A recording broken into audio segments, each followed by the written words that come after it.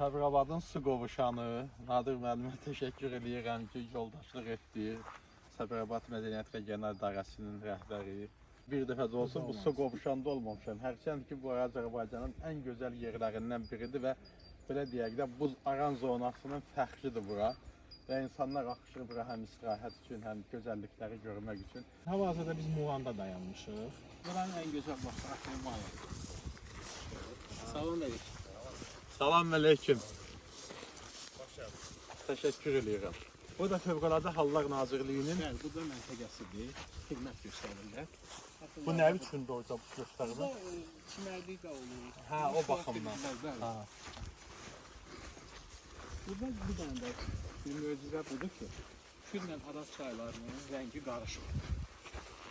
Bu oxuduğumuz kitablarda, ondan sonra hekayələrdə həmişə deyirlər ki, Xan Araz. Xan Arazda həmişə sakitdir və suyu da çox duru olur. Doğrudan da demək suyu. Baxırsınız, bax. Amma Kür də dəli kürdür də, həmişə belə. Mən demişəm onu. Hə, bəli, amma Kürdə görsüz sulu. Kürün suyu fərqlidir, o suyu bura qarışıb belə gedir. Burada boldur Kürdə, demək. Ümumiyyətlə su qalxanda buralar, bu gördüyünüz quraqlıq hamısı su ilə örtülmüş olur. İndi imişin içindən keçib gələm. Bəli. İmişlidən sarı su, deməli bu Mil düzündə sarı su birləşir. O vaxt Kürlə Arazlaşanda sarı su ilə birləşmişdi.